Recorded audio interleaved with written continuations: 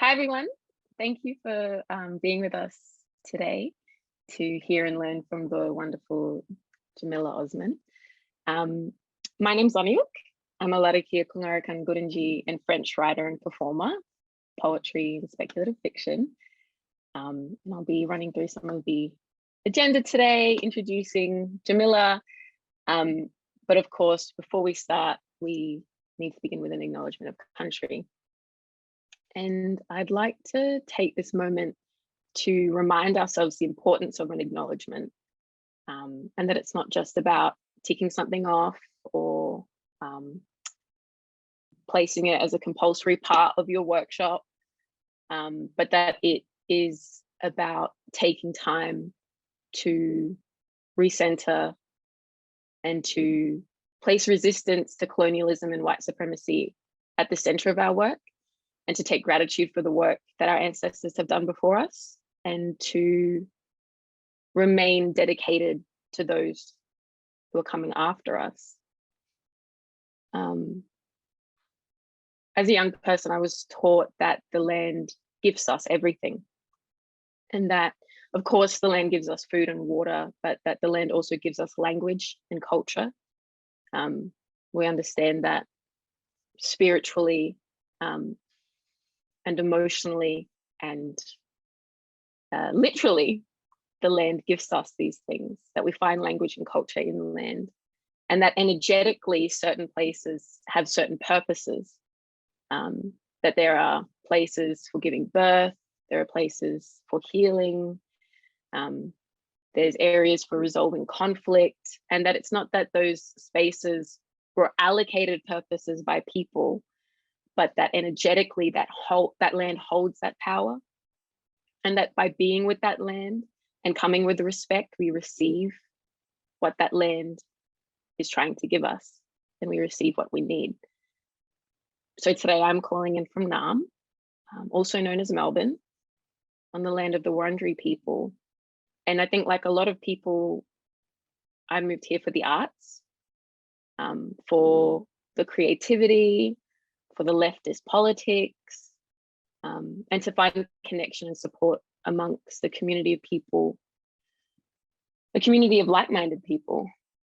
And the safety or connection that I find on this land fundamentally is because of the land that I'm on. And it's because of Wurundjeri people and Bunurong people and the wider Kulin community that many of us today here are able to enjoy that community and find what we are finding here. Wurundjeri and Bunurong people are the first artists of this land, the first activists, the first movement creators, and have always been the drive behind what many of us have come to for these lands. So when thinking about where you're calling in from today, take a moment to think about the power that that land has, the power of the land that you're on, and the work that we do today in resisting and healing is part of the legacy and fight that Indigenous people have been driving since colonialism and white supremacy arrived on these lands. And that no matter what world you're looking to create or what injustice you're fighting, land is the beginning, the middle, and the end of the answer. And that knowing that Indigenous people are intrinsically a part of our lands, it's through Indigenous sovereignty and healing that balance can be returned to our worlds. So on that note, we'd love if you would like to acknowledge the country that you're on, that you're calling in from. Feel free to add it to your name. And we also encourage a sharing of pronouns. So you can do this by clicking on the participant list on the bottom sort of left-hand side of the screen there. So you click on the participant list, you scroll through, find your name, and then you can edit to add your pronouns and whose land you're on. We are very grateful today to have our wonderful Auslan interpreters, Leah and Yasmin. They'll be on call with us. There's also live captioning available. So you can turn on captioning by clicking the CC icon at the bottom of the screen and selecting view subtitle. Unfortunately, during the workshop, we can't have live captioning in the breakout rooms. So if you will be using or will be needing live captioning, then we'll be allocating you and keeping you in the main room. This session is recorded. If you don't want to be visually seen on the recording, you can turn off your camera, and you can continue to react through emojis. If you need to take a break, more than welcome to turn off your camera. If you need to go to the bathroom, look after you, you do you, make a tea, turn it off, all good, please take care of yourself. If you do want to speak, you can turn on your microphone. You can also raise your virtual hand, and you're welcome to put your thoughts or questions into the chat as the workshops progress. And quick reminder, there's media training with the FYA Youth Media Centre in a couple of weeks. And if we don't have your email address and you'd like to come along, please email mb@fya.org.au. All right, let's get started. So we have Jamila Osman. I was saying earlier to Jamila that I didn't want to simply just read her bio off the interwebs, because there's, of course, a very long list of awards and accolades and achievements. But I think nothing can summarize the power of her work more so than her work. And I took some time to read some pieces in the lead up to this workshop, and was absolutely captivated by your style and storytelling. Jamila, it was so emotionally powerful and accessible, and I found in your work a centering and returning to land. I think in there was always a presence I felt, or a grounded sense of land and connection when talking about family and belonging, and also, yeah, a sense of space at the same time. And we also spoke about how you're friends with Manira through Tumblr. Would you like to take a moment to introduce yourself? Yeah, thank you. I'm Jamila Osman, she, her pronouns. I'm zooming in from Portland, Oregon, the traditional land of the Multnomah people. Yeah, like Munira said in the chat, Tumblr roots. I like came of age on this time in the internet where I wanted connection and I wanted friendship, and I found it on Tumblr. And there were so many times that I thought as a young person that like the friends that I made online knew me more fully than people that I knew in the real world. So yeah, I'm a writer. I write both poetry and essays, although now I'm like working on some multimedia stuff and moving image stuff. I'm a teacher. I taught high school for a very long time in creative writing. I'm a community organizer, mostly in the anti-war, anti-militarism movement. I'm a daughter, a sister. Those are identities that come up all the time in my work. And I'm all of those things at the same time. I don't consider, my organizing work or my writing as sort of separate facets of my identity. I think that they all sort of pour into and feed each other. What else? I love reality TV. Like what that's are you my watching at the moment? Tell me, what are you watching? I just finished. They just added a second part to, what was the show in the pods? Love is Blind. So they did a follow-up, but oh, that show was chaos. Divorced now, and like no one's together anymore. They also made a Somali version of The Bachelor, but it's most likely a scam. Like The Bachelor, I think, is actually already married, and he made the show to gain like social media following. but I don't care. I still love it. And I still watch every episode when it drops on Friday on YouTube. That's great.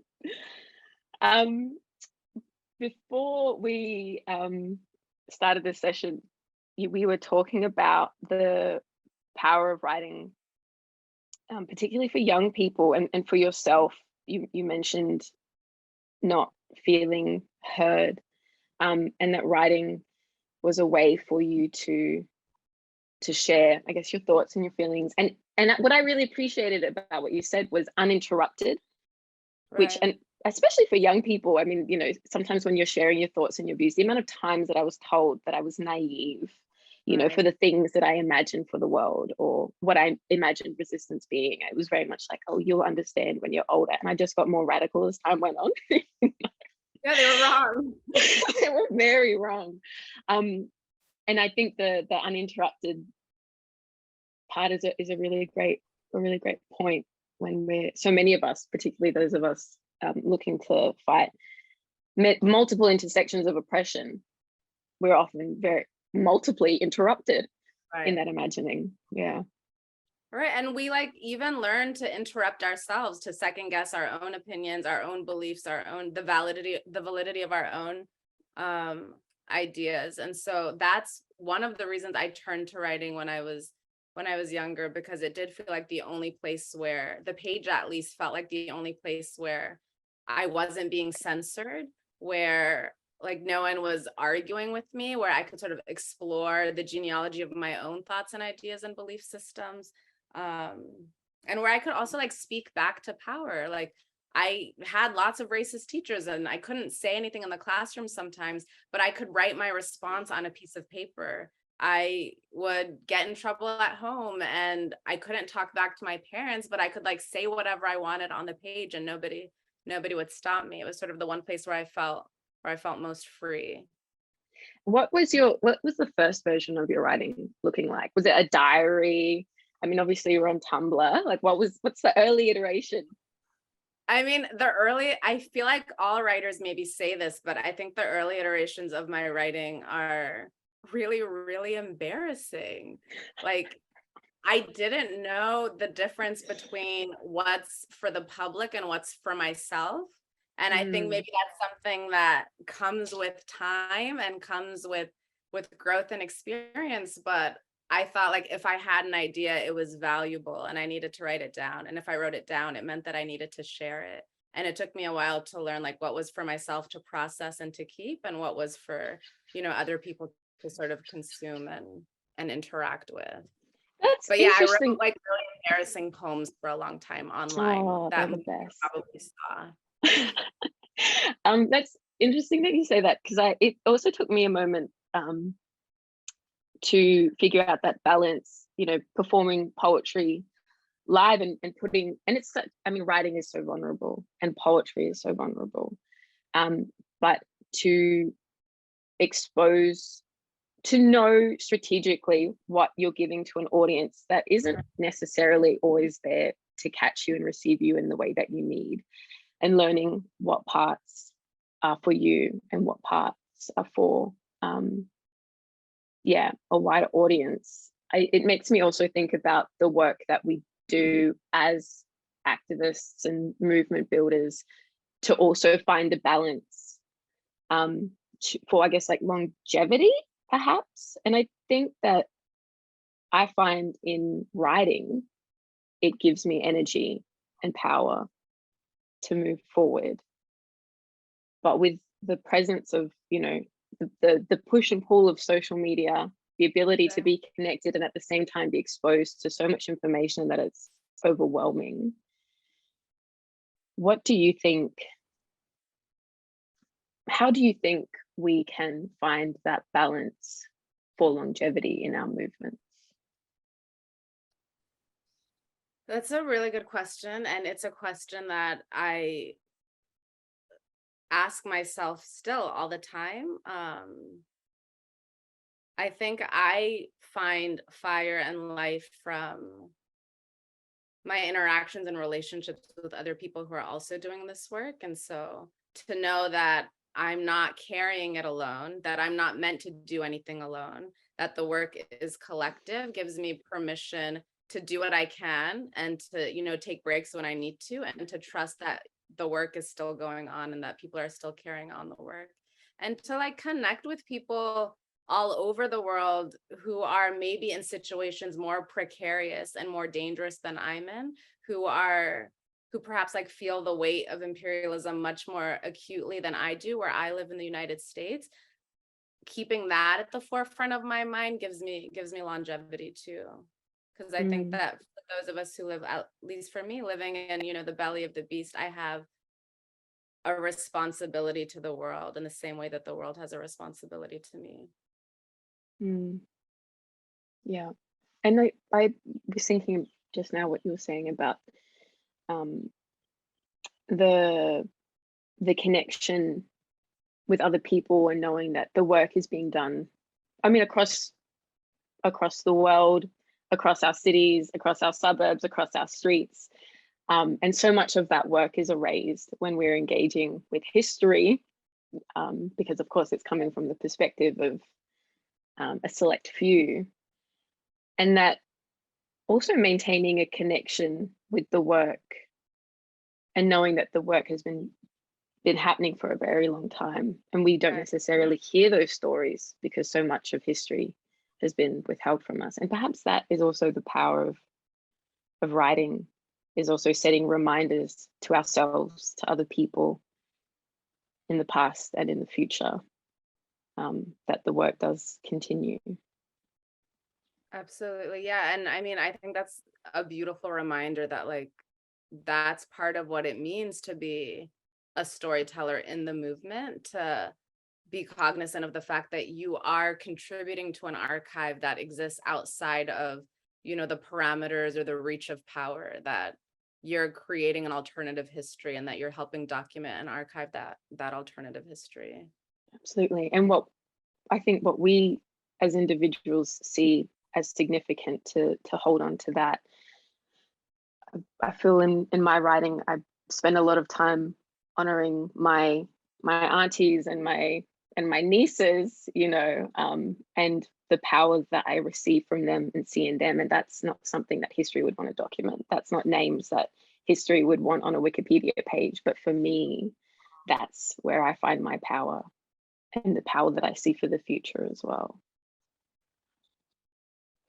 That's such a really lovely sentiment, because as you were talking, I was like, oh, I do the same thing. I bring my mother and my aunties and my sisters onto the page because that you're like that. They are the people who sustain me. And on the page where, yeah, I'm like, this is their story is my story, and that story matters.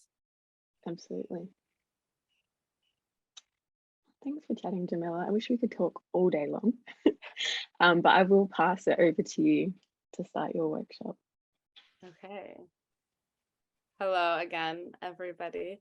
I'm just gonna screen share. Actually, before I screen share, I'm gonna do something that I hope you're not too annoyed by. I want us to talk for a little bit in breakout rooms, because storytelling is about community. Storytelling is about building relationships in the same way that movement building and organizing is about building relationships too. And so we know before the written word, storytelling was one of the primary methods people used to communicate and share beliefs, values, ideas, current events, lessons, history. And so in Hawaii, Indigenous people have long referred to the ritual of storytelling as talking story. And when I went to visit my friend Trinity and her family for the first time in Oahu a couple years ago, her grandmother was always like, okay, like, let's go talk story. And we'd sit on the porch or we'd sit on the couch and we'd talk to each other for hours, spend just like getting to know each other. Because ultimately that's what storytelling is about. It's a tool and a medium for connection. It helps us build relational capacity. It's a medium that allows us to know ourselves more fully and to then engage with the world from that place of deep knowledge. So before we get into things, I wanted to open the space by inviting us to talk story in some smaller groups. Because as storytellers and movement organizers, we're always looking for the bridge between the personal and the political. The personal is political was a really popular second wave feminist slogan that's sort of been hijacked by this culture of hyper individualism. But I do think there's still so much merit in its initial meaning.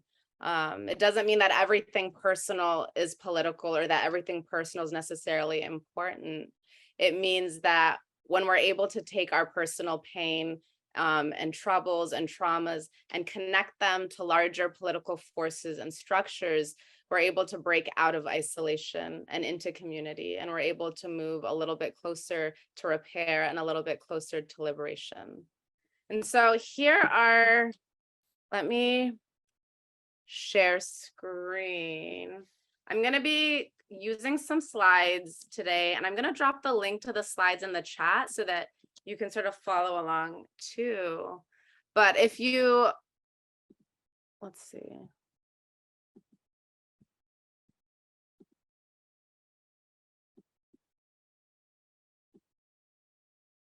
All right. So, and these are the questions that I want us to talk about in these breakout rooms. Who are you? You can answer that question however you want to. Who are your people? And you can answer that question however you'd like to. What movement do you belong to? And what part of movement building energizes and excites you? So before we go into breakout rooms, I'll model by answering those questions myself. Who am I? I introduced myself a little bit earlier. I'm Jamila. I'm a Somali writer and community organizer. I am a poet, a dreamer, an artist. Who are your people? I think about this a lot when I'm talking about my writing and organizing. I think I belong to the Somali people. But my people are also much more expansive than that. And I think anybody engaged in struggle for liberation, anybody engaged in struggle for a better world, I consider my family and my people. What movement do you belong to? Right now, my primary organizational home is this organization called Resist US-Led War, which is a campaign hub for anti-war organizations globally. And what part of movement building energizes and excites you? I'm most energized and excited about the relationships and the sense of community and love and joy that comes from movement building, the kind of trust that you're able to establish with people is the part that energizes me the most about movement building. So thank you for putting the questions in the chat. Again, I want you to feel free to answer them as deeply or, as sort of surface level as you want. I just want us to know a little bit more about each other and who's in the space before we get into some of what we're going to talk about today. So if you have a question or, a comment or a reaction, please feel more than free to unmute and to just talk. I love to interrupt people, and I also love to be interrupted. So I know we have the workshop objectives, and I just added a couple of my own that I want to highlight before we move on. One, I want us to talk about the role that storytelling has played historically in revolutionary movement building, to gain a deeper understanding of who we write for and why, and the sort of ethical responsibility involved in storytelling. To learn by doing and share from our own experiences and curiosities, and to work to deconstruct power relations and not rely on experts. So I just have ideas and suggestions and things that I've thought about because I've been doing this for so long, but I'm also really curious about your own ideas and your own suggestions. And so hoping this space can be collaborative and that we can sort of engage in shared learning. All right, so I'm actually not going to play this video, but you do have the link to the slideshow so you can watch it on your own. I wanted to, because this is sort of a talk on storytelling and the importance of language, and because I'm going to be talking a little bit later on the importance of clarity and meaning making, I wanted to sort of talk about what I mean when I'm talking about movement building, to make sure that we're on the same page and so that you know where I'm coming from. So when I talk about movement building, I'm talking about community organizing. And so what does that entail? What does that mean? I think first, it means that we recognize that the struggle for justice and liberation is a global struggle. And so even if you and me are geographically a world apart right now, and even though our context and our lived experiences may vary, and we recognize that every struggle, whether you're involved in the struggle for racial justice or climate justice or economic justice, we recognize that each struggle, although it has its own unique characteristics and attributes, oftentimes the language, the weaponry, the tactics of brutalization against our communities are often exactly the same. And so we know that those in power collaborate across the artificial borders that they've made and that they violently impose. And so what does that mean? It means that when we're organizing, we know that our love, that our resistance, that our rage must also know no borders. So organizing gives us a clarity of purpose. It connects us to people all over the world working towards liberation. It gives us dignity in the face of repression. It's the antidote to the fear and the isolation that these systems impose on us. Ghassan Kanafani is a well-known Palestinian writer and political thinker who once said, "Imperialism has laid its body over the world, the head in Eastern Asia, the heart in the Middle East, its arteries reaching Africa and Latin America. Wherever you strike it, you damage it, and you serve the world revolution." And I say this to, one, make sure that we're all on the same page, but also as a reminder that the organizing that I'm doing here in my part of the world and the organizing that you're doing in your part of the world serve the same purpose. So let's talk. One of the reasons why you get I didn't mean to click play video. Let's talk about mapping the role of storytellers. Can someone read this Audre Lorde quote out loud, pretty please? Anybody? For women, then, poetry is not a luxury. It is a vital necessity of our existence. It forms the quality of the light within which we predicate our hopes and dreams towards survival and change, first made into language, then into idea, then into more tangible action. Audre Lorde. Thank you so much. You have a really good reading voice. So I want to clarify a little bit about what I mean when I'm thinking and talking about the role of the storyteller and the writer in movement building.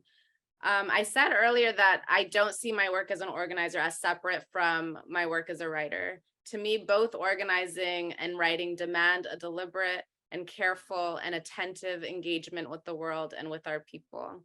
And so oftentimes, and Laniyuk and I were talking about this earlier, in Western culture, the writer is sort of seen as someone who's locked up in her room, writing furiously under the cover of darkness. And that's the image of the writer that's most salient in pop culture, writing as a sort of lonely and isolating endeavor. But in most Indigenous cultures, storytelling can only happen in collaboration with other people. And the magic of storytelling lies in the magic and the alchemy between the storyteller and the audience, and between the writer and the reader.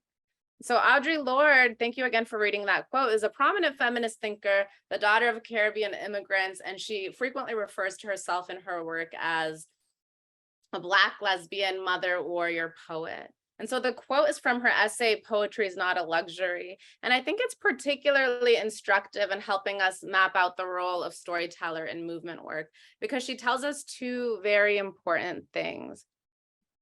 Oh, I just saw the chat. I know, I love reading Audre Lorde out loud too. But anyway, she tells us two very important things. Oops, sorry. She tells us two important things in this quote. One, poetry or storytelling more broadly is not a luxury. So capitalism has commodified art, turned it into something, only rich people can access and understand. And she rejects that commodification by reminding us that poetry and storytelling has always belonged to the disenfranchised masses. When we couldn't participate in the way that we were portrayed in history books, it didn't matter, because storytelling was our own historical intervention and correction. It's vital, it's necessary, it's as much a right as air and water and food. During the women's rights movement in the US, one of the popular slogans that came out of it was bread and roses. And so they said the working woman must have bread, but she must have roses too. And what did they mean when they were talking about roses? They meant art, literature, poetry, stories, music, the things that give life beauty and meaning and light. The second reason that I think this quote is so instructive is because it's also like psychologically supported, that naming something, putting language to something gives it power, makes it real in the world, makes it a force in the world. And so we take what lives on our hearts that we might be too afraid to share with others, maybe because it feels silly or because it feels too earnest. And we take that and we put it into words, and suddenly it's real. And then once you put words to something, you can articulate an idea. And then you realize that you're not the only person who has that idea. Maybe you are just the first person who was brave enough to name it. And we know that when we're brave, we give permission to other people to be brave too. And so once you have an idea, you can act. And so action, I think, is where this culminates. Language leads to ideas, which leads to action. And I think this evolution is so critical because our writing isn't balm or medicine in and of itself. What is balm and what is medicine is the possibility for action created by what we name. And so movement building isn't about how sharp our ideas are, but how we can communicate those ideas to other people in a way that inspires them to take action, to change their lives, to change their communities, and to change the world. And then when I was like going over my slides with my sister, she was like in the room with me, and she was like, all you did was like steal other people's quotes and share them. And I want to acknowledge that, yes, I am doing that, because all good writers and all good organizers know that we're always stealing or borrowing ideas from other people. And honestly, like, to me, that's a kind of freedom from the tyranny of novelty and the tyranny of invention. You're never asked to reinvent the wheel. There's only so many stories. There's only so many campaign tactics and strategies. Our job is to take what's been said and done and apply it to our respective contexts, to our respective worlds. And so we're so lucky. We stand on the shoulders of giants, and we're just carrying the torch until it's our turn to pass it off to someone else. Can someone else read this Cabral quote for us, please?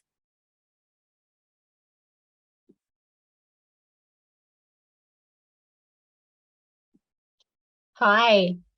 Hello. You measure a people's potential for liberation based on how different their culture is from their oppressor. Amilcar Cabral. Perfect. Thank you so much. So Amilcar Cabral was a revolutionary leader of Guinea-Bissau who led a fierce resistance against the Portuguese before he was assassinated. And sadly, he was assassinated before he got to see their liberation from the Portuguese. But the struggle did continue, and the struggle was ultimately victorious. But this quote, I think, is instructive for several reasons, because it tells us what the relationship is between culture and revolution, or true systems change. We live in an imperialist hellscape. Let's just call it what it is. Bell Hooks calls this culture white supremacist capitalist patriarchy. And as organizers, we don't live on an island. We're products of this culture too. We reproduce it all the time in movement spaces.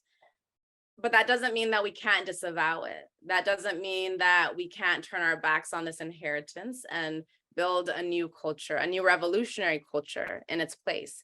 And so I feel like every day we have a responsibility to role play the revolution. Everything that we're doing in our movements is practice for the world that we want to live in one day, the world that we want to build together. And so you have to be that person now in preparation.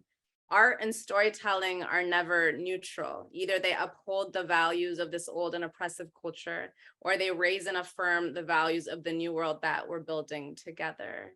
And so when you think of storytelling in that lens, at least for me, I'm reminded of the responsibility of my art and the responsibility of my work and who it is that I'm actually responsible to. And so I'll talk about that a little bit more in a second. Can somebody else please read this quote from the Black Panther Party?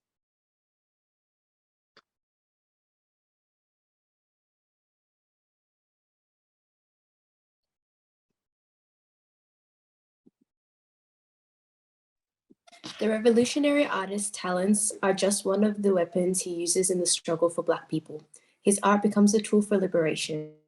Revolutionary art can thereby progress as the people progresses. Because the people are the backbone to the artist and not the artist to the people. Black Panther Party, Ministry of Culture. Perfect. Thank you so much. So the Black Panther Party was the vanguard of the Black liberation movement in the US throughout the 60s. And this is a quote from a pamphlet that they released through their Ministry of Culture. And so if we think back to a second to the Cabral quote about the necessity of building a revolutionary culture, the Black Panther Party thought that was true and thought that it was so important that they had an entire ministry that was devoted to building this culture. And so, and all of the things that I'm quoting, I have in the slides that I sent you. On the end, there's a resource list. And so all of this is linked. And so you can look at it more deeply if you want to. But this quote is instructive for several reasons. One, it reminds us that art is just one weapon among an arsenal of weaponry. So it's just one tactic that's in our toolbox. It reminds us that people are the authority on their own lives and their own experiences. And so as movement storytellers, there's all this talk. Sometimes people say, oh, like I'm giving a voice to the voiceless, or I'm speaking for XYZ population. And so the storyteller doesn't speak for people. We speak to people, and we speak with people, and we speak alongside people. And storytelling in the movement is meant to agitate, to inspire, to educate, to celebrate the victories of our campaigns and the victories of our movements, and also to expose and oppose the individuals and the organizations and the systems that oppress us. And so I think part of the reason why this quote is so important to me is it reminds me of, so when George Floyd was murdered in Minneapolis, I was a graduate student in creative writing. And a lot of my classmates were like, I was at home in Portland at the time. So I was like participating in protests at home. It was like, because it was during the pandemic. But a lot of my classmates were like, okay, so what are we going to do? And a group of people started this collective for protest poetry where they wrote poems for racial and social justice. And to be honest, it was one of the most absurd things that I think that they could have done in light of everything that was happening across the US and across the world. There were young people all across Minneapolis and all across the United States who are risking their lives and confronting a highly militarized police force night after night, setting fire to police precincts and other symbols of state power and repression, risking their lives and risking their freedom and their livelihoods. And there were people who thought that, okay, well, my offering is a poem. And so while I do believe there is room for protest poetry, only a protest is a protest. A poem is not necessarily a protest. And it did remind me of this Nikki Giovanni poem where she says, I want to write about the sky and I want to write about the trees, but there's been another killing of an unarmed Black man by the police. And so she says, maybe I shouldn't write at all, but clean my gun and check my kerosene supply. Perhaps these are not poetic times at all. And I think about that because one of the things that the Black Panther Party is saying in this pamphlet is that the people are the backbone of the artist. And so what does a backbone do? It holds you upright. It maintains the integrity of your body and your frame. The artist is a public servant. The organizer is a public servant. And so our task is to use our skills to push the agenda of our struggle further. And we can only do that when we know the struggle. And we can only know the struggle if we have dedicated our time and our energy and our lives to it. And so the issue is not that, people I knew were writing protest poems. The issue was that they weren't engaged in any kind of movement for justice or liberation off of the page. And so you can only write as honestly as you live. And so there has to be a parity. There has to be a match between what we produce on the page and how we live our lives and how we move through the world. And then I just really I love this quote by Ahmed Sakai Touré. Can somebody read this last quote? I was going to say this is the last thing I'll ask you all to read out loud, but I actually don't think that it is. But if someone you could please read this for us.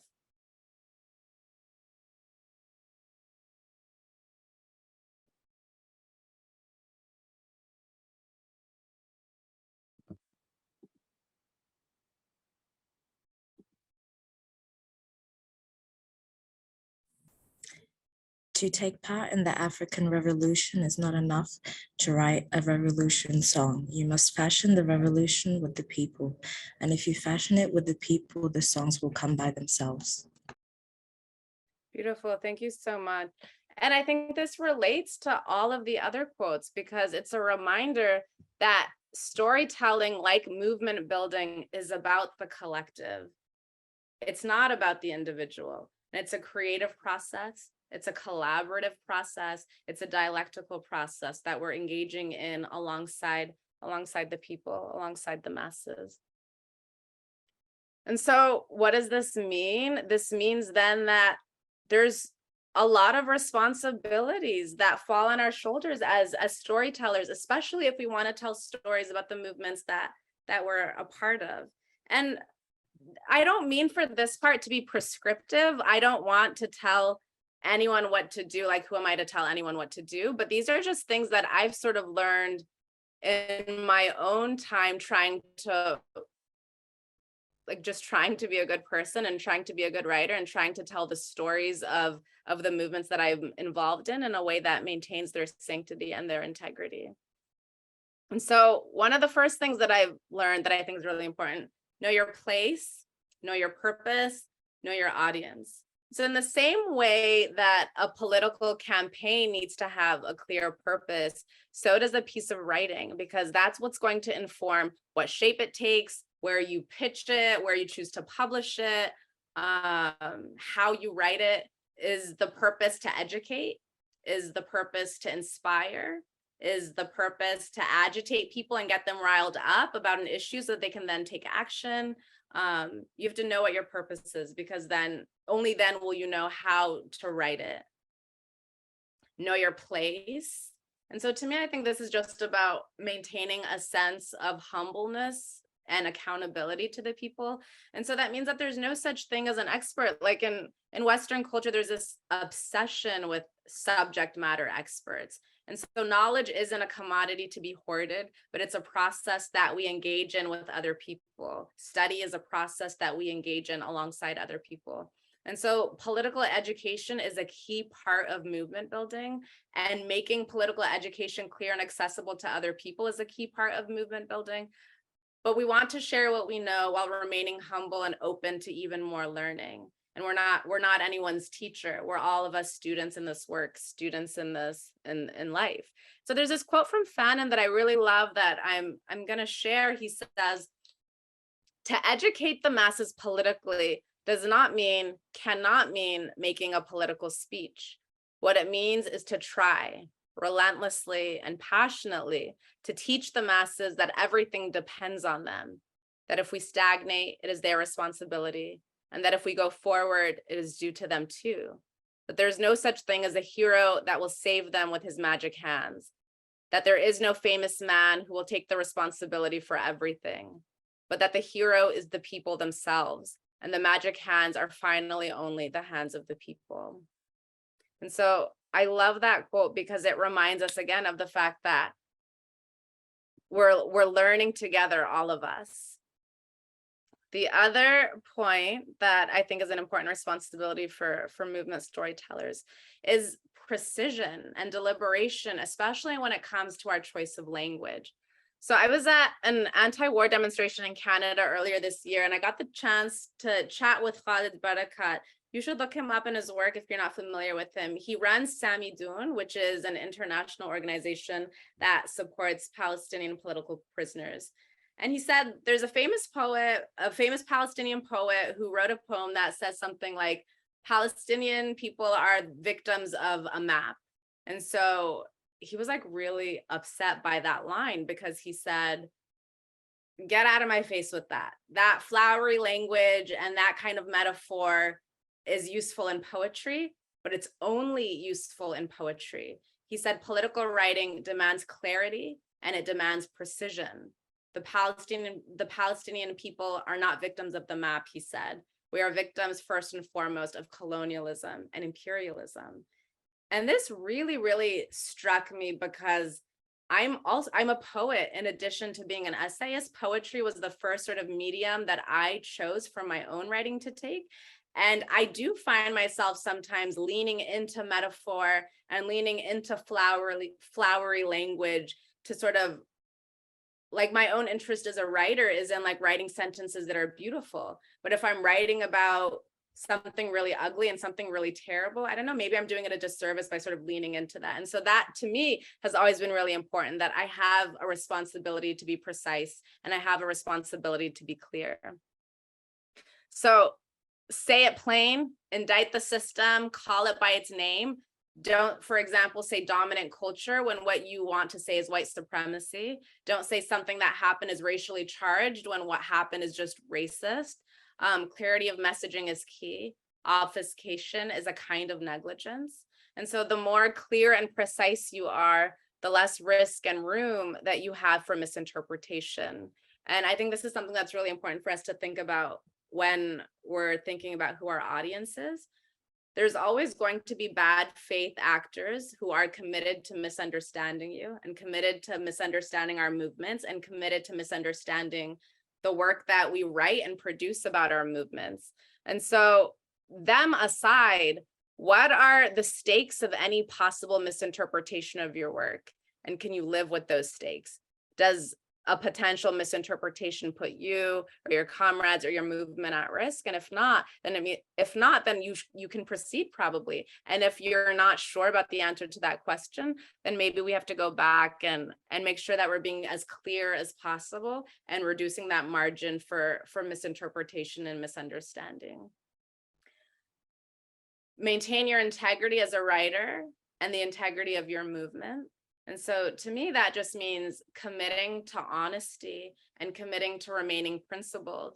And so protecting yourself and the sanctity of your movement and I think this relates to what Laniyuk and I were talking about earlier too, by knowing what it is that's meant to be shared with other people and what it is that you're meant to keep to yourself and what it is that's sort of meant to be an internal conversation. When I started writing, I didn't know what that line was. And I learned through practice and I learned through experience and I learned through like trial and error by sometimes sharing things that were so personal and so vulnerable that people could then use that against me. And so for me, it's been really critical to learn and remember that sometimes the people who are most interested in our vulnerability, sometimes the people who are most interested and invested in stories about our trauma and our pain could care less about our healing and our well-being and our liberation. And so once I realized that, it became so much easier for me to discern what it was that I should share and what it was that I should keep to myself or keep to those that I love and who know me. And then the last one, center the collective over clout. And so listen, I love a main character moment as much as anybody else, but I know that when it comes to organizing, and I know when it comes to writing about organizing, it's not about me. Like I'm actually the smallest, least important part of that equation. It's about the collective, and I'm responsible and accountable to the collective. It's not about collecting bylines. It's not about clout. And it's about like deliberately rejecting the draw of sort of celebrity activism to tell the story of a movement without being involved in that movement. So I don't want to make it seem like this is really easy to do and that like now that you know what the responsibilities of being a movement storyteller, that you can sort of just go ahead and do it. It's not that easy. There are a lot of obstacles that you'll encounter as a writer and as an organizer. And we're up against a lot of forces that don't want us to do this work. And I don't say that to demoralize anyone, but I say that because I think it's important to be honest and it's important to be realistic. And so the most prominent beast that you're up against as a storyteller is, if you're lucky, a media landscape that's just sort of indifferent and doesn't care about the stories of our movement. And when you're unlucky, a media landscape that's openly hostile to and openly committed to mischaracterizing your movement and your movement leaders. So like some of the pictures on the side are pictures from both Minneapolis and Portland during the George Floyd rebellion. And so the US media really, really like zoned in on these images and portrayed this story of like lawlessness and violence and recklessness of what it was like to be on the streets, and characterized protesters as bad people, as dangerous people, as people who were sort of tearing their city apart. And so these are the forces that you're up against when you're trying to tell the story of your movement. You're sort of trying to enter into a conversation where like we don't really get to control the terms of that conversation.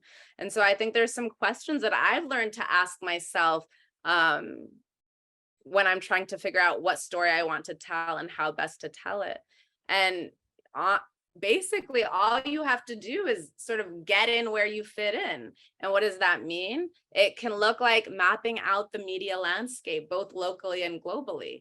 Maybe you can work with other movement organizers to compile a list of editors who you know are sympathetic to your cause and build a relationship with those editors. Because then if you pitch one story and they accept it, later on, you can return to them and pitch another story and they'll probably accept that too. And then I do think also there are some ways in which we need to divest from and think beyond the machine of the mainstream media. Are there alternative newspapers and journals where you live? And radio stations that you can publish and share work in? And then one of the things that we're up against is this sort of soundbite culture and altered attention spans. It's hard to engage with long form writing because our brains are being rewired by like the constant stimuli that we're surrounded by. And so I think that presents us with both a challenge and an opportunity. What are all the different ways that a story can be consumed? As an organizer, our job is to meet people where they are. And so are most people in your community and most people in your age group, are they on Instagram? Are they on TikTok? Are they on Twitter? I don't know, but how can we know that that's where a lot of people are getting information? And so how can we use those mediums as storytelling platforms? And I'm not saying that we should dilute the potency of our work or the rigor of our ideas, but oftentimes a soundbite is an invitation to deeper and more engaged learning. And so I think, again, like organizing and movement building is ultimately about creativity, right? Like creatively thinking about ways to engage community and creatively thinking about the world that we live in. Storytelling asks us to do the same thing. And I think oftentimes we just sort of have to be creative. I know I've been talking for kind of a while. Does anyone have any questions or any reflections or anything that you want to share either in the chat or out loud? Yeah, I do have like one thing I kind of want to talk further about. That's okay. Yeah, absolutely. Hey everyone, I'm Bakri. I didn't introduce myself in the breakout room, but yeah, I'm a storyteller, writer, photographer, general content person. Interested in all of these subjects. I guess the one thing I wanted to kind of get a bit more clarity on is the thing you're saying around precision and like kind of being accurate and direct with what you're saying and like, you know, calling it white supremacy as opposed to something else. And I guess while at the same time it seems to almost like how do you balance that with the like obviously needing to be creative in telling stories and using storytelling tools in ways that are actually sometimes like a metaphor, I think for me can sometimes be more accessible than like a definitively accurate term. Because, you know, people might not understand a term that you would read in an essay, like, you know, white supremacy, or a term like, you know, structural racism, or something that you'd read in, you know, Foucault, but they might watch a movie like Get Out and be like, oh yeah, I get what's going on there. Or they might read George Orwell while, you know, some parts I, you know, will critique him as well, they might understand the context of totalitarianism by reading this kind of narrative that uses animals and things, because I think metaphors like allow us to empathize, and like rhyming allows us to like connect to that part of rhythm that we enjoy when we're hearing stories. So I think I don't think that's what you were saying. It's like, oh, you have to be literal all the time. But I guess it's kind of like, yeah, maybe not just using flowery language for the sake of being flowery, but perhaps for the sake of being a bit more like relatable, you know, in a way that people can understand. Yeah, that makes sense. Yeah, I mean, I think that I agree with everything that you're saying. And what you're saying makes me think of a couple of things. One, that it's true, like metaphor and imagery and film and all this other stuff sometimes gives people another entry point into really difficult and complicated and complex ideas. And as many entry points and invitations and doors that we can give people, the better we serve our movement. And I think that just because we have a responsibility to be clear and precise doesn't mean that we have to necessarily be sterile and boring. We can use metaphor if the thing that the metaphor is trying to point to is clear. I think we sometimes maybe do people a disservice if it's all flowery and there's no substance, there's no meat, there's nothing to ground the metaphor.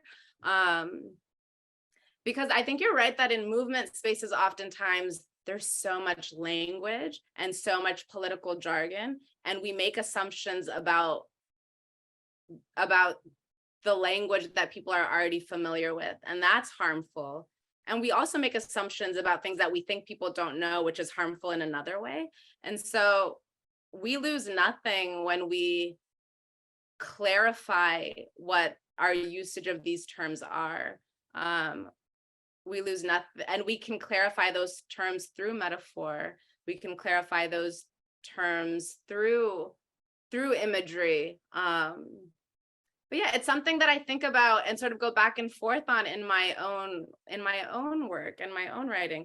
I guess it depends on what I'm writing. If I'm writing an essay for a newspaper, then maybe it's not appropriate for it to be lyrical and flowery. But if I'm writing a poem and the purpose of the poem is to inspire or to like affect or to make people feel, then I think it's okay for people to resonate with it in a different way, to resonate with it on an embodied level. Because when we can feel something, then we can sort of think through it, right? And language will come whenever it comes. Maybe it's important to get people to feel seen and to feel, seen before that. Does that answer your question? I know I kind of rambled. No, it does answer it perfectly. Thank you. Yeah, I think it's also interesting, like in terms of like when language changes to modern context, like you have like meme language, internet language, like sometimes it can get carried out of hand because people kind of just be saying anything that's like the term that's in these days, and no one really knows exactly what it means. But also it can be really like, you know, a meme poster can be more impactful than like, or, you know, something witty can be more impactful than something direct if it still carries the same meaning. Because I think, we really do look for beauty naturally, almost. Yeah, absolutely. And I think that part of building a revolutionary culture means engaging in all aspects of culture and letting people play to their strengths. And so let the poets write poems and the filmmakers make revolutionary films, and, you know, the meme makers, let them make their memes, and all of that works in tandem to help build and produce this culture. Jackie has a question in the chat. Hi, Jamila. My question is, how do you like to structure your movement building stories? Do you have a go-to structure you rely on, or change it every time? It's a very good question. It depends on what I'm writing about, and it depends on who I'm writing for. And so normally I'll start with a question. What's the question that I want to ask? Or what's the question that I want to not necessarily answer, but what's the question that I want to think about with other people? So I'll start with the question, and then I'll brainstorm. So just like type out all my ideas as sort of wild and related as they are, or unrelated. And then from there, I'll start to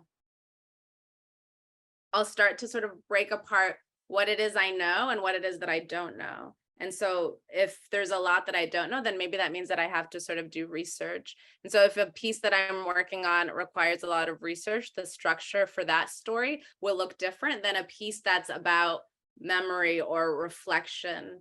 And so I wish I had a go-to structure that I relied on every time. I feel like my life would be so much easier if I did, but I don't necessarily.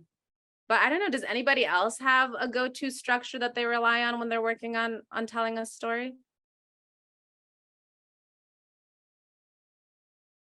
Sorry if that didn't answer your question, Jackie. No, it did. And hearing about your process was really interesting as well. Thank you. You're welcome. Any other questions or thoughts or reflections?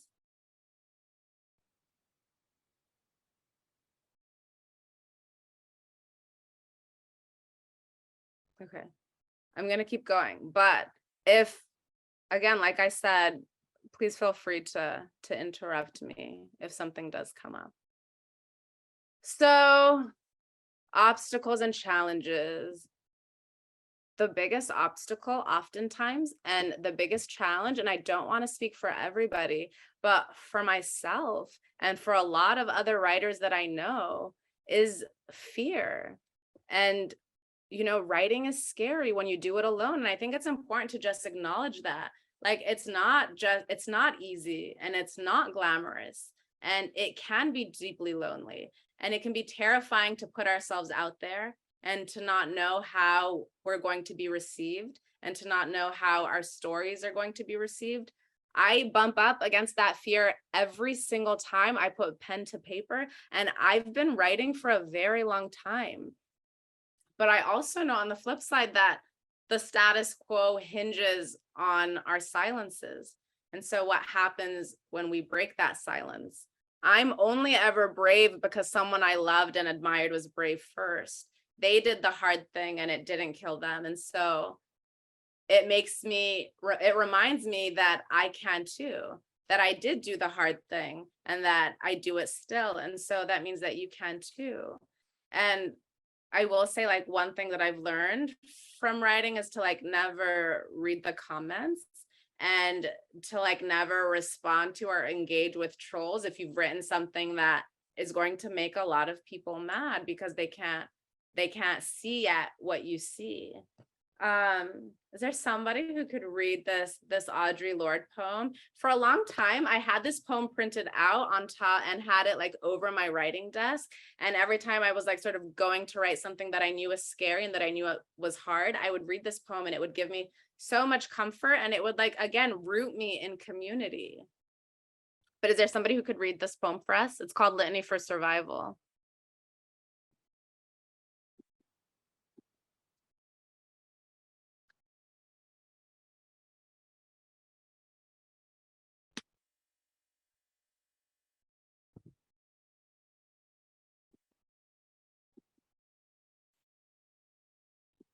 Yeah, I can read it. Thank you. When the sun rises, we are afraid that it might not remain. When the sun sets, we are afraid it might not rise in the morning. When our stomachs are full, we are afraid of indigestion. When our stomachs are empty, we are afraid we may never eat again. When we are loved, we are afraid love will vanish. When we are alone, we are afraid love will never return. And when we speak, we are afraid our words will not be heard, nor welcomed. But when we are silent, we are still afraid. So it is better to speak speak, remembering we were never meant to survive. Thank you so much for reading that out loud. And I just want to acknowledge that it's not easy to read something out loud on a Zoom with people that you don't know. That in and of itself is so scary. So I recognize that I've asked you all continuously to do something a little bit hard and a little bit scary. And thank you. Thank you for doing it anyways. And I love this poem for several reasons. I think it's a reminder that whether we speak or not, the forces that conspire against us are still conspiring. And so what are the ways then that we can speak back to power? And what are the ways that speaking back gives us and restores a sense of dignity and restores in some ways some of the things that have been stolen and taken from us? And so I don't know, I just wanted to acknowledge this, that these are questions I ask myself that maybe will be useful or helpful for you to ask yourself when it comes time for you to write whatever it is that you want to write about. What is it that you're afraid of? I think just naming it sort of takes away some of its power. What are the consequences of surrendering to that fear? So what are the consequences if the story that you know you need to tell doesn't get told? What exists on the other side of that fear? And then what does it look like to write through fear anyways? To acknowledge that this doesn't feel good necessarily, but I'm going to do it. And what are the ways that we can sort of exercise some of that fear like a demon? I know, like for me, oftentimes I'll have to do something like physical to feel better, to release some of that. Like after I write something really hard, I'll go for a walk, or I'll like turn on a song that I really like and just sort of dance to it by myself, just to feel in my body again and to get out of my head. So I don't know if you have tools or techniques or strategies to help overcome fear when you're writing. If you could, share those in the chat. I know I personally would benefit from it, and I think that other people in the space would benefit from it too. All right, so moving on. So anyone involved in movement building knows that our stories and that our work too is always at risk of being co-opted and integrated into the status quo. And those empowered do this by asking us to come to the table. And then once we're at the table, they ask us to make concessions and to make compromises. And one thing that I've had to learn in all my years as an organizer is that the kind of compromising and the kind of concessions that I make with my community and with my comrades to reach unity and for the sake of a campaign, for example, is always a fruitful and useful endeavor. It's how we practice the actual democratic process. But making concessions and compromises with power only allows our movements to be defanged and diluted, and we end up with nothing in return. And so what is the primary way that those in power ask us to make concessions? They ask us to make linguistic concessions. They ask us to change the words that we're using to talk about the issues that we're talking about. There's this Jamaica Kincaid quote that I love so much, and she says, "Isn't it odd that the only language I have in which to speak of this crime is the language of the criminal who committed the crime? And what can that really mean? For the language of the criminal can only contain the goodness of the criminal's deeds." And so if language shapes our thoughts and worldview, and if those in power shape our language, then they get to determine what is a crime and what is not. And by that, I mean the sort of crimes committed against us. And so it reminds me of the story. Mark Lamont Hill, I'm not sure if anyone's familiar with his work. He's a Black activist and scholar from the US who's really active in the Palestinian liberation struggle. And so he used to have a really popular show on CNN, which is a very popular news network in the States. And so he was giving a speech in front of the UN. This was like a number of years ago now. And so in that UN speech, he said, Palestine must be free. And then he said, from the river to the sea, which is a very popular Palestinian slogan But the Zionist lobby ran an intense smear campaign against him that got him fired from the job. And so they said that the phrase was actually a call to genocide, which was a claim that no one had ever made before, that was quickly denounced by Palestinian organizers. But as a result of the success of that lobby and the fact that Mark Lamont Hill got fired by CNN, people were really scared. And so groups that I was a part of at the time held meetings and had conversations about whether it was worth it to repeat that slogan or to like write that slogan on websites or on our posters when we were out rallies, if doing so would get us sort of targeted or labeled as anti-Semitic, which is what they were saying what that quote meant. And so when we think about the kinds of linguistic concessions that we're asked to make, we see this all the time in like the mainstream media and in the news. And so oftentimes they'll refer to what's happening in Palestine, they'll call it a conflict instead of an occupation.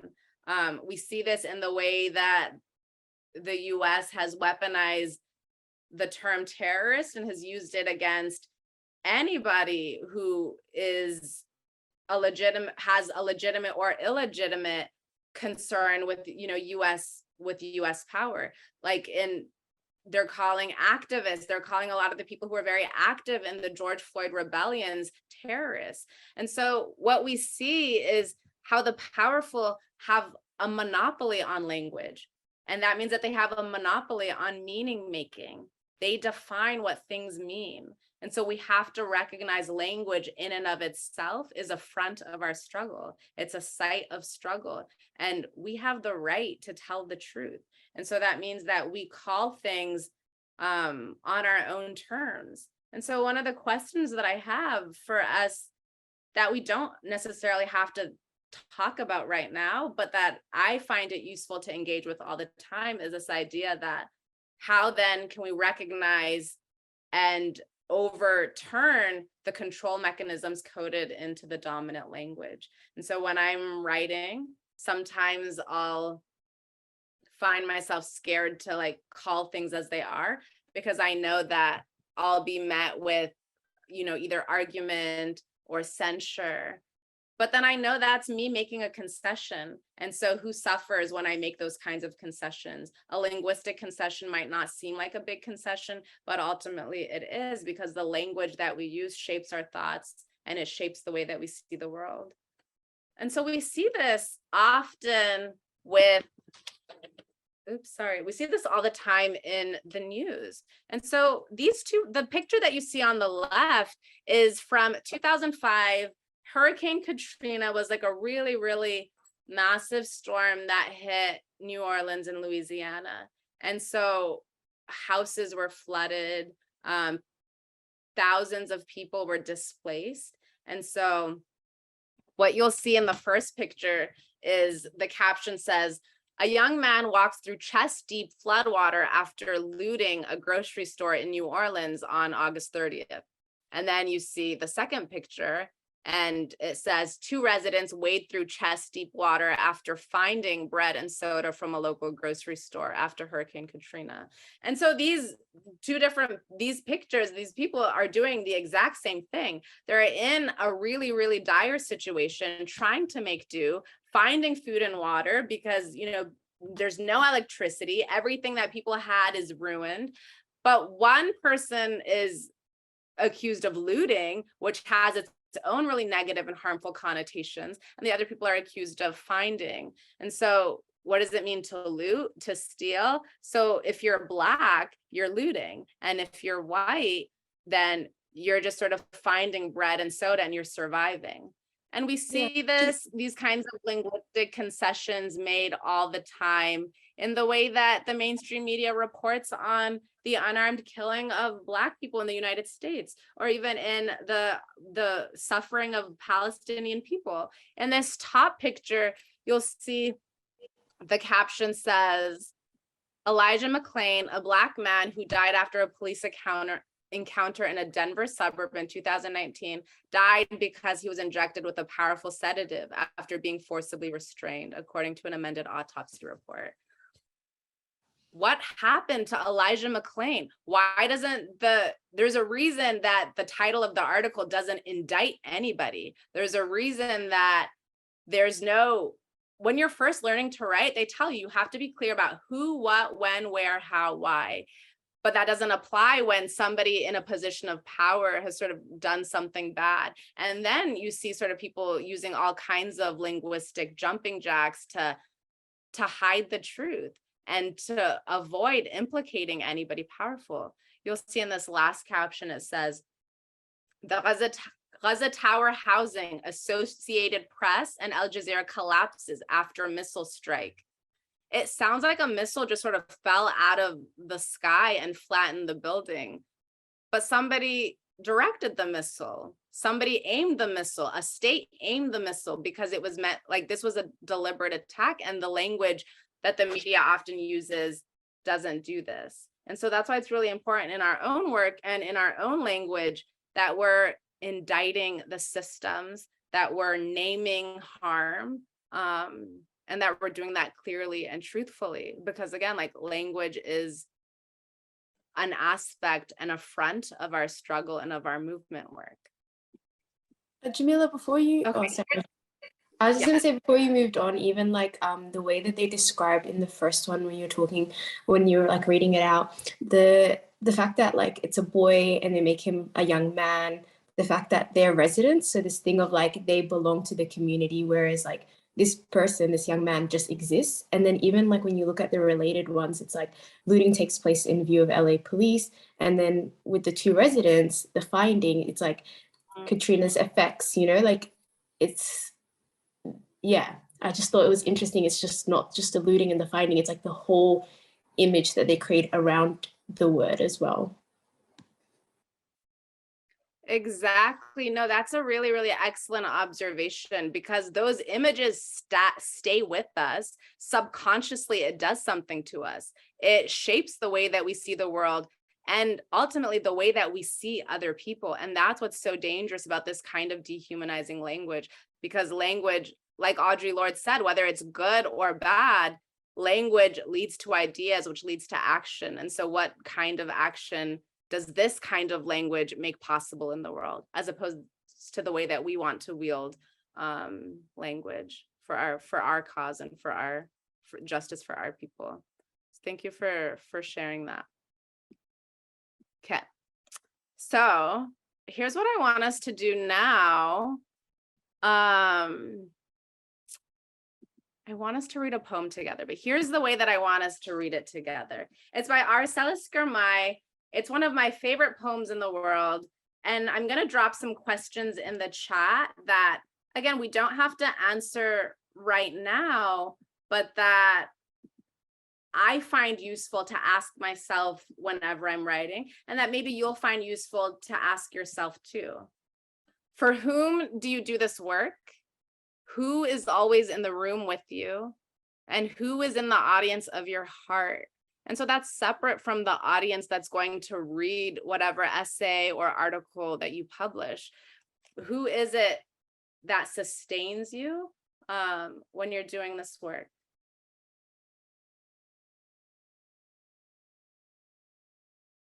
And so to close, I just wanted to share, okay, let me just, should I screen share for just a second to show, there's this picture, oh, I already exited my slides. Okay, whatever. I sent the link to you guys. There's this picture that I really love of a child in a hijab who's holding a piece of wood that has a poem on it. And it's the story behind that picture that really moves me. There's a poet, Naomi Shihab Nye, who, she's a Palestinian poet. Oh, I'll give access to the slides. I'll drop it in the chat again and change the share settings. But she's a Palestinian poet who was at a refugee camp, and she came across a child who had a slab of wood, and on the wood she had carved a poem. And so Naomi took a picture of the poem and put it on the cover of her own book, because the girl told her that she had written the poem. And so it turns out that the child actually had not written the poem. It was a very famous Mahmoud Darwish poem. And so when Naomi's book came out, a lot of scholars were really upset, and they were like, how dare you attribute this poem to this child? Like, this poem was written by this brilliant man and this brilliant scholar. And so like Naomi got nervous, and she called Mahmoud Darwish, and she was like, I'm so sorry. Like, I didn't know. We should have fact checked. When the book is reprinted, I'll make sure that we correctly attribute the poem to you. And she tells this story. She says, Darwish actually cried on the phone. And he said, why would you give me credit? He said, it is the goal of my life to write poems that will be claimed by children. And so to me, that really sums up what it means to be a storyteller in the movement, to be clear and unflinching about who and what and where we claim, and about who and what and where lay claim to us, to be clear and unflinching about who we choose and who we love and where we stand. Stories have the power to make and unmake the world. The Zapatistas always said that what we're fighting for is a world where all other worlds fit. And so we have the power to use language to create a world that is spacious enough for all of our hopes and our dreams, that is spacious enough for all of the versions of ourselves, that is spacious enough to hold us and everyone that we love. And so it's not an easy task, but it is a task that we're engaged in together. And so I'm honored to be writing and to be dreaming and to be doing this work alongside all of you. Amazing, thank you. I do think we have to start wrapping this up. Please feel free to share your gratitude with Jamila in the chat. Maybe you want to turn your camera on and smile and wave. We're so thankful to have you, Jamila. It's really been incredible. Just a closing reminder that there is media training with the FYA Youth Media Centre in a couple of weeks. Madeline Heyman-Reba will support you to write a piece and then pitch and publish it. If we don't have your email address and you'd like to come along, please email mb@fya.org.au. Thank you, Jamila. Everyone, if you'd like to wave, maybe send an emoji. Thank you all for the chat. being here, for listening, so for the time, for the engagement, for the curiosity, for the questions. It's been really wonderful. Thank you so much. Thanks for coming, everyone. Take care.